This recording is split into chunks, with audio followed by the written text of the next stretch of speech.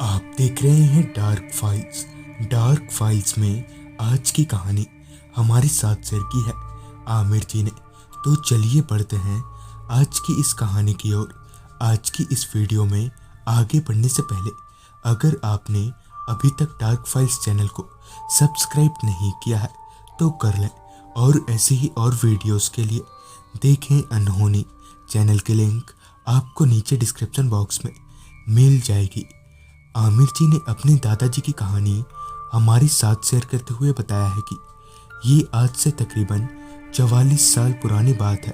दादाजी जो कि बड़े हिम्मत वाले शख्स थे, मगर जब इस तरह की घटना किसी के साथ घट जाए तो बड़े बड़ों के भी पसीने छूट जाते हैं।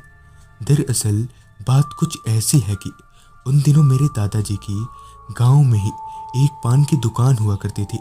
चूँकि दादाजी को पान की दुकान खोले हुए यही कोई 1.5 से 2 महीना ही बीता था, जिस वजह से वहाँ पर ज़्यादा किसी से दादाजी की जान पहचान नहीं थी।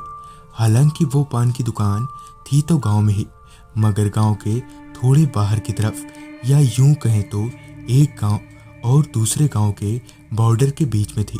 पर इन 2 महीनों में दादाजी ने जितने भी लोगों के साथ अपनी जान पहचान बनाई थी वो बहुत ही अच्छे लोग थे, और साथ ही उनका स्वभाव भी बड़ा अच्छा था।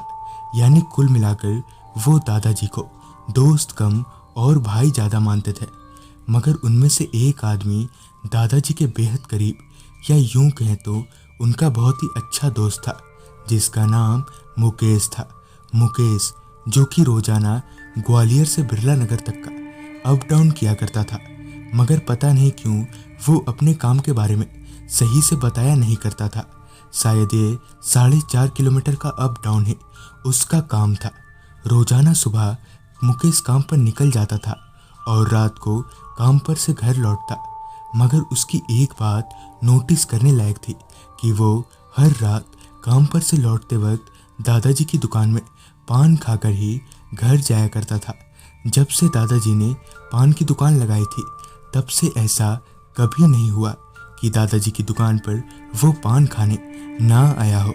मुकेश और दादाजी की दोस्ती इस कदर थी कि यहाँ तक कि दादाजी उसके लिए देर रात तक अपनी दुकान खुली रखते थे, क्योंकि मुकेश को काम पर से लौटते लौटते काफ़ी देर हो जाया करती थी। ऐसे ही एक दिन रोजाना की तरह दादाजी घर से पान दुकान जाने के लिए निकल गए। चूँकि इन दिनों सर्दियों का मौसम चल रहा था, तो ऐसे में सुबह जल्दी उठना दादाजी के लिए जरा मुश्किल हो रहा था, और ठंड की वजह से इन दिनों दादाजी की तबीयत भी थोड़ी नासाज सी चल रही थी। मगर उनकी तबीयत इतनी भी नहीं बिगड़ी थी कि वो दुकान ना खोल पाए। खैर, दुकान पहुंचकर दादाजी ने दुकान खोल दी। उस दिन दुकान पर जितनी ग्राहकी रहती थी उतनी की उतनी ही रही। उस दिन दिन भर सब कुछ नॉर्मल रहा और सही भी। शाम के वक्त अंधेरा होते ना होते रोज की तरह ही उस पूरे रास्ते को खामोशी ने अपने आगोश में ले लिया।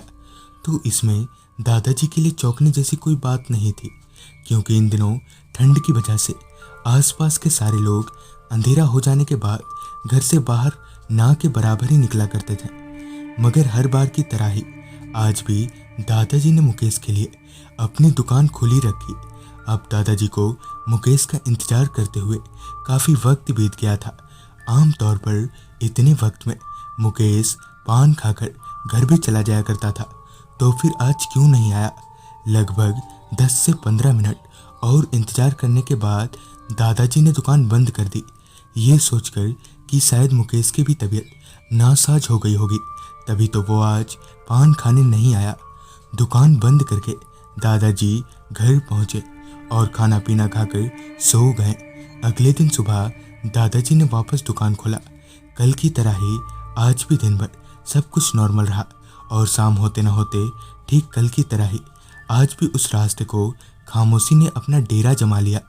आज भी दादाजी ने देर तक अपनी दुकान खुली रखते हुए मुकेश का इंतजार किया, मगर आज भी कल की तरह ही मुकेश नहीं आया। दादाजी ने कुछ देर और वेट किया और फिर दुकान में ताला मारकर घर निकल गए। करीबन 5-6 दिनों तक ये सिलसिला यूं ही चलता रहा। दादाजी हर बार देर तक दुकान खुली रखते, मगर मुकेश दुकान पर नहीं आता। रोजाना की तरह ही फिर से एक दिन दादाजी ने दुकान खोला और रात को अंधेरा होते न होते दादाजी ने सोचा कि आज वो मुकेश का इंतजार नहीं करेंगे और टाइम पर अपनी दुकान बंद करके घर चले जाएंगे। तो ठीक दादाजी ने वैसा ही किया। दादाजी अभी दुकान बंद कर ही रहे थे कि उनके कंधे पर किसी ने हाथ रखते हुए कहा, क्या हुआ, आज पान नहीं खिलाएगा?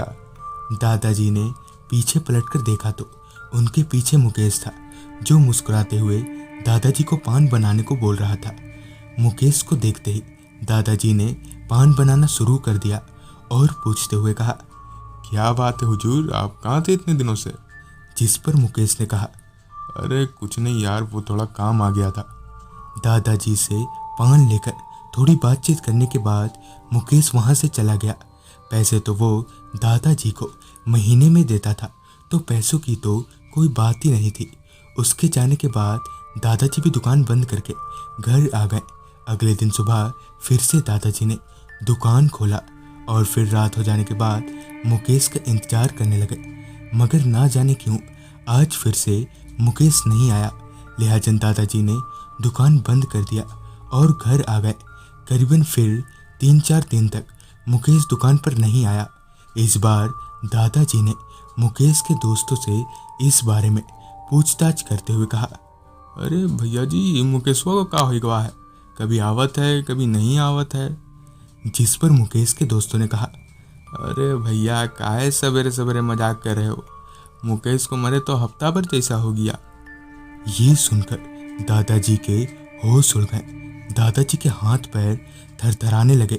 आगे पूछने पर उन्होंने बताया कि बिरला नगर से ग्वालियर के बीच कहीं ट्रेन के चपेट में आकर उसकी मौत हो गई थी। ये सुनकर दादाजी ने किसी तरह से खुद को संभाला। उस दिन दादाजी ने आधे दिन में ही दुकान बंद कर दी।